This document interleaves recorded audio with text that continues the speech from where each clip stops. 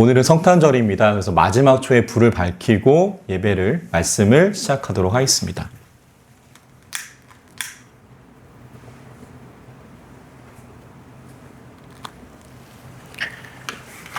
네, 주일에 뵙고 목요일에 또 뵈니 더 반갑습니다. 오늘은 우리가 대림절을 통해서 기다리던 성탄절입니다. 아기 예수님이 이 땅에 오심을 기념하는 절기죠. 그래서 우리 서로 인사하고 말씀을 시작하도록 하겠습니다. 우리 앞뒤 옆에 있는 성도님들과 우리 메리 크리스마스 이렇게 인사 한번 해볼까요? 우리 하주야주도 메리 크리스마스. 지난 주일에 말씀드렸던 것처럼 우리는 지난 대림절 4번의 시간을 통해서요, 아기 예수님을 만난 사람들을 한 명 한 명 살펴보았습니다. 기억나시나요? 첫 번째는 누구였을까요? 첫 번째는 아기 예수님을 만난 목자들이었죠. 두 번째가 아기 예수님의 어머니 마리아였습니다. 세 번째는 육신의 아버지셨던 요셉이었고요. 마지막으로 살펴본 사람, 우리 지난주에 살펴본 그 말씀의 주인공은 바로 하나님을 믿는 저와 여러분들이었죠. 그런 아기 예수님을 만난 사람들을 살펴보면서 우리는 다음의 사실을 또한 알 수 있었습니다. 아기 예수님이 이루실 구원은 높은 사람들만 해당되는 것이 아니라 모든 사람을 위한 것이었고요. 아기 예수님을 믿고 산다는 것이 때로는 두렵고 떨리고 우리를 울게 만들고 싶을 때도 있지만 내 삶의 두려움보다 하나님의 일하심을 먼저 두는 것이 하나님 믿는 삶임을 우리에게 알게 했습니다. 또한 하나님의 말씀은 하나님의 말씀으로 내 삶에 받아들이는 것이야말로 그리스도인의 모습임을 요셉은 우리에게 이야기해 주었죠. 또한 예수님이 성인이 아니라 아기의 모습으로 이 땅에 오신 이유, 지난주의 말씀처럼 아기부터 성인까지 인간의 삶을 살아내셔서 우리의 삶에, 인간의 삶에 더욱 공감하시기 위해서임을, 우리는 그 모든 시간들을 통해서 이와 같은 사실들을 알 수 있었습니다. 저만 기억나는 것 같은데 다들 기억나시죠?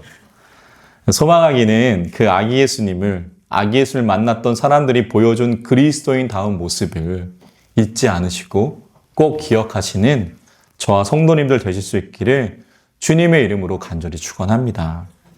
오늘 본문은 지난 주일에 말씀드렸던 것처럼 아기 예수님이 탄생하신 내용이 담겨있는 본문이에요. 우리 아기 예수님이 태어나셨을 때 어떤 일이 있었는지 우리 말씀을 통해서 한번 살펴보도록 하겠습니다. 오늘 본문이었죠. 누가복음 2장 1절 말씀. 우리 한 목소리로 읽습니다. 그때 가이사 아구스토가 영을 내려 천하로 다 호적하라 하였으니. 아멘. 본문 1절의 말씀을 보면은요, 우리가 전에 들어봤던 단어가 등장하죠. 바로 마태복음 16장에 등장했던 단어인 가이사랴와 똑같은 가이사라는 단어입니다. 마태복음에는 가이사랴로 나와 있고요. 누가복음에는 가이사로 나와 있는 거예요. 가이사, 가이사랴 같은 단어입니다. 어떤 단어일까요? 전에 말씀드렸던 것처럼 로마 황제를 가리키는 단어가 바로 이 단어들이죠. 그래서 누가복음 오늘 본문이었던 2장 1절의 말씀을 영어 성경으로 보면은요, 가이사 아우구스토가 영어로 케이사로 아우구스투스라고 나와 있음을 우리는 알 수 있습니다. 그러니까 역사적으로 로마의 두 번째 황제였던 옥타비아누스를 가리키는 발음을 우리는 2장 1절 말씀을 통해서 알 수 있게 됩니다. 그런 그가 본문 1절의 말씀을 보면은요, 로마 제국에 있던 모든 사람에게 명령을 내리게 되죠. 어떤 명령일까요? 로마 제국에 사는 모든 사람은 바로 호적을 하라는 명령이었습니다. 혹시 센서스라는 단어 들어보셨나요? 센서스? 영어 성경을 보면은요, 이 호적에 해당하는 단어가 센서스예요. 우리가 인구주택 총조사 들어보셨죠? 그 구글 들어가셔가지고요, 인구주택 총조사 딱 치면 홈페이지가 census.go.kr입니다. 그러니까 호적이 바로 인구조사를 명령한 거예요. 그 당시 로마 황제 아우구스투스는 로마 제국 내 센서스 총 인구 조사를 명령한 것이 오늘 우리가 가진 성경에는 호적하라라는 말씀으로 나와 있는 거죠. 그렇다면 인구조사는 왜 하는 걸까요? 나라에서 인구조사를 시행하는 여러 가지 이유가 있겠지만 그 이유를 크게 두 가지로 압축하면 첫 번째는 전쟁에 참여할 수 있는 성인 남자의 수를 파악하기 위해서고요. 두 번째는 나라 안의 인구를 조사함으로 지역마다 적절한 세수를 걷기 위해서였습니다. 그러니까 황제가 즉위하고 나서 나라의 살림살이를 파악하고 꾸려나가는데 꼭 필요한 것이 이러한 인구 조사였던 거예요. 본문 2절의 말씀도 한번 볼까요? 2절 말씀.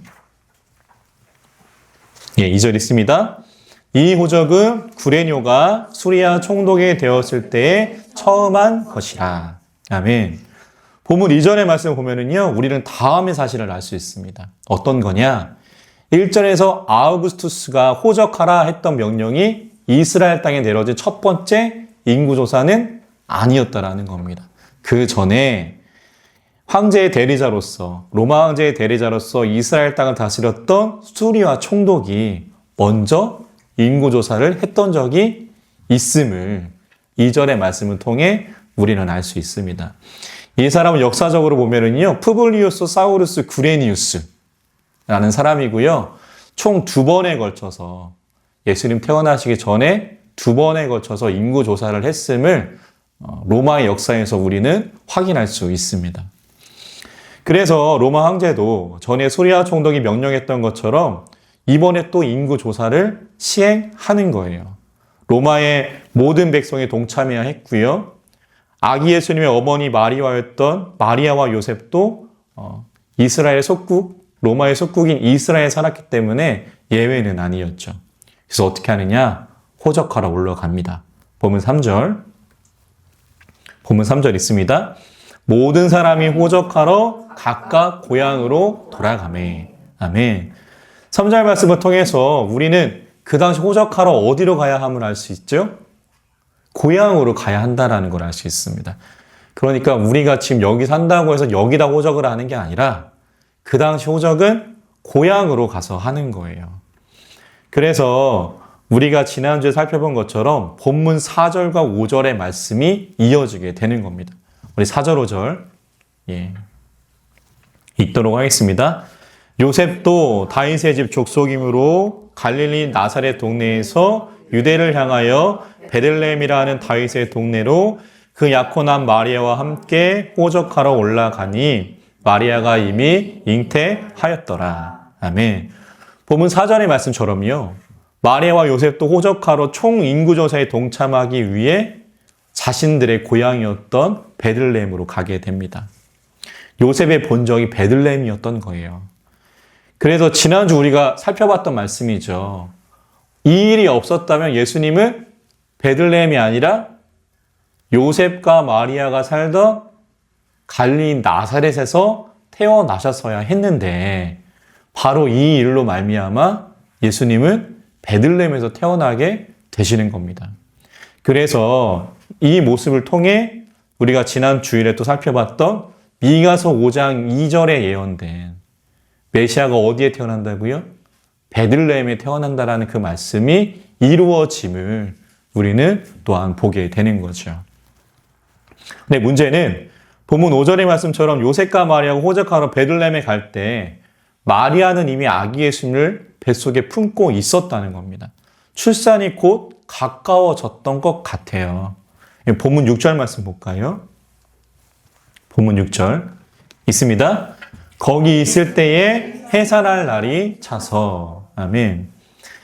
해산할 날이 가까워진 아내를 그 마리아를 요셉은 두고 갈 수가 없었던 것 같습니다. 그래서 요셉은 마리아와 아기 예수님을 돌보고 보호해야 했기에 천사가 전해준 말씀처럼 마리아의 몸을 통해 태어날 아기는 메시아였기 때문에 요셉은 마리아를 두고 갈 수가 없었고요. 마리아를 데리고 자신의 본적인 베들레헴으로 같이 가는 거죠.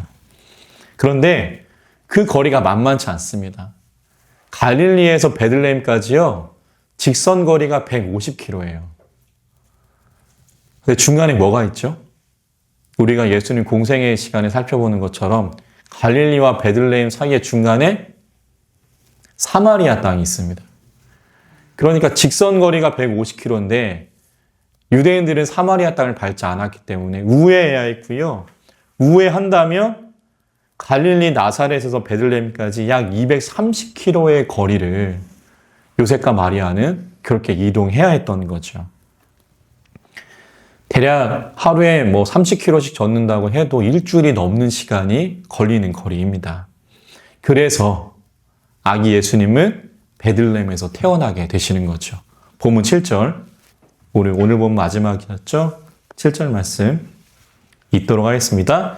첫 아들을 낳아 강보로 싸서 구유에 뉘었으니 이는 여관에 있을 곳이 없음이러라. 아멘. 지엄하신 나라님의 말씀에 따르기 위해 온 베들레헴에서 마리아는 본문 7절의 말씀처럼 첫 아들 예수님을 낳게 됩니다. 여기에서 예수님을 성경이 첫 번째 아들이라고 말하는 이유는 다들 잘 아시죠? 마리아는 예수님만 낳은 게 아니라 후에 남동생인 성경에 나오는 야고보도 낳게 되잖아요. 그래서 성경은 첫 번째 아들이다라고 명시를 합니다. 그렇게 아기 예수님을 탄생하시고 또 타지에서 태어나셨기 때문에 출산에 대한 준비가 충분히 준비되지 못했고 변번한 출산 도구도 마련하지 못해 우리가 본문 7절에 있는 말씀처럼 말이나 짐승들이 먹는 먹이통인 구유에 그렇게 뉘우실 수밖에 없었죠.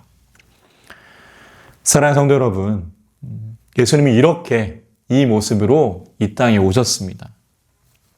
그렇다면 이 모습을 통해서, 이 말씀을 통해서 우리는 어떠한 하나님의 음성을 들을 수 있을까요?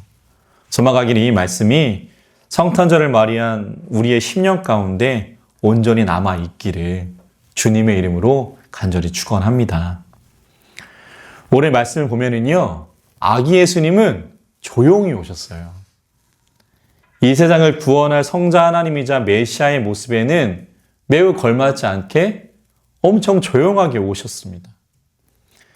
그분의 탄생을 손꼽아 기다리던 사람들도 없었죠. 그분의 탄생을 축하하는 휘황찬란한 연회도 없었죠. 그분은 그냥 그렇게 조용히 오신 거예요. 그런데 그분의 탄생은 이렇게 조용했을지 몰라도 그분의 삶은 온 세상을 뒤흔들어 놓으십니다. 그분의 탄생은 너무나도 일반적이었기에 언제 태어났는지를 아는 사람이 없었지만 이렇게 조용히 이 땅에 임했지만 그분이 보여주시는 그 모든 삶은 이 세상을 크게 울리는 모습이 되어 버리는 거죠. 주위를 둘러보면은요, 성탄절을 맞이해서 조용하게 오신 예수님과 다르게 예수님 외에 다른 것들로 시끌벅적한 세상을 보게 됩니다. 아기 예수님 때문에 생긴 게 이 성탄절이잖아요. 그런데 그 예수님의 모습은 온데간데 없고 그저 사람들만의 유의만을 위해 존재하는 날이 돼버린 것과 같은 그런 생각이 제 안에 듭니다.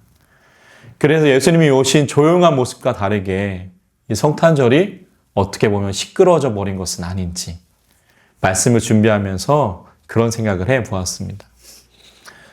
소망하기는 성탄절을 이 세상에 오신 아기 예수님의 모습처럼 조용하게 오신 그 아기 예수님의 모습처럼 우리도 조용히 하나님의 사랑을 전하는 날이 되면 얼마나 좋을까 말씀을 준비하면서 또한 이런 생각도 해보았습니다. 제가 수원에 아는 한 교회가 있어요. 그 교회는요, 성탄절에 아무런 행사가 없습니다. 하나 있어요. 어떤 행사냐? 대림절을 맞이해가지고요, 교회 트리를 만들고 소원 카드를 걸어 놓는 거예요. 그리고 트리에 걸려있는 소원 카드에는 그 교회가 속한 지역에 있는 아동보호시설의 아이들 혹은 가정 형편이 어려운 아이들이 소원이 적혀 있습니다. 그 대림절 기간 동안에 성도님들이 그 소원 카드를 하나씩 가지고 가시는 거예요. 그리고 그 대림절 기간 동안 그 소원 카드에 적혀 있는 아이들이 원하는 물품을 담아서 그 교회 트리 밑에 갖다 놓습니다. 그리고 그것을 성탄절 당일날 예배를 마치고 교회 목사님들과 직원들이 성탄절에 그 아이들에게 전하는 것으로 모든 성탄절 행사는 마무리됩니다. 예수님이 이 땅에 오셨을 때처럼 그저 조용합니다. 그 조용함 속에는 아기 예수님이 앞으로 공생애를 통해서 이 세상의 사람들에게 보여주실 사랑만이 담겨 있는 거예요. 조용해도 하나님의 사랑을 충분히 전할 수 있습니다. 서막아기는 각자 하나님이 주신 모습과 달란트가 다르겠지만 우리 못자리 교회는 우리 교회 이름이 못자리라는 이름에 걸맞게 매번 돌아오는 성탄절을 예수님이 이 땅에 오셨던 그 모습처럼 조용하지만 사랑을 담아 나눌 수 있는, 내가 받은 하나님의 사랑을 가족과 이웃에게 흘려보낼 수 있는 우리 모두가 될 수 있기를 주님의 이름으로 간절히 축원합니다. 우리 말씀을 통해서 아기 예수님이 또 이 땅에 오셨죠. 아기 예수님께 앞으로 닥칠 일을 생각해 본다면 차마 오시지 않았으면 더 좋았을 걸이라는 생각이 드는 그러한 생일, 탄생의 날이었습니다. 이제 예수님 다들 잘 아시겠지만 수많은 사람들의 비난과 손가락질, 내가 믿었던 제자의 배신, 자신을 향한 사랑의 침뱉음, 그리고 십자가의 고통까지 그 많은 일들이 이제 예수님 앞에 놓여 있었기 때문이죠. 차라리 오지 않으셨다면, 겪지 않으셨다면 더 좋았을 뻔한 일들이 이제 예수님 앞에 기다리고 있는 거예요. 그런데 모든 사람을 살리는 그 일은 이렇게 시작됩니다. 아기 예수님의 탄생으로 시작되는 거예요. 자신이 앞으로 겪어야 할 일보다 우리를 더 사랑하셨기에 그분은 그 일을 기꺼이 감당하고 인간의 몸으로 이 세상에 오십니다. 자신이 헤쳐나가야 할 그 일보다 이 땅의 사람들을 더 사랑하셨기 때문에 그 모든 것들을 아시면서 그렇게 성탄절을 맞이하신 겁니다.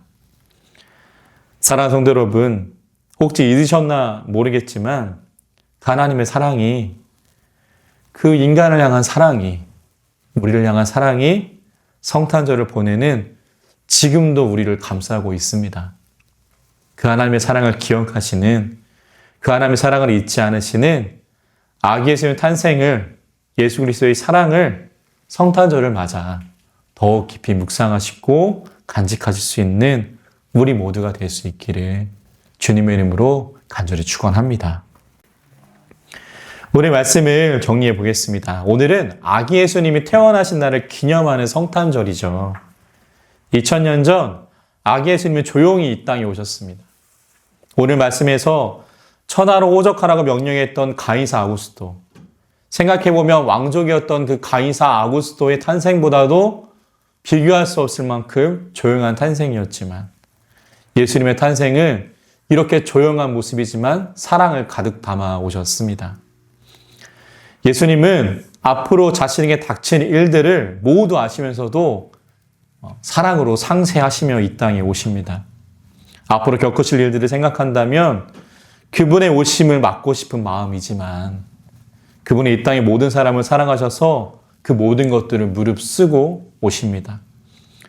그 하나님의 사랑이, 아기 예수님의 태어나심으로부터 하나님의 사랑이 우리를 붙잡고 있는 줄 믿습니다. 소망하기는 내가 받은 이 하나님의 사랑 깊이 묵상하시고 또한 우리의 가족과 이웃과 나누시는 복된 성탄절, 이날이 될 수 있기를 간절히 소망합니다. 우리 다시 한번 좌우 앞뒤인 성도님들과 인사하도록 하겠습니다. 복된 성탄절 되세요. 기도하겠습니다.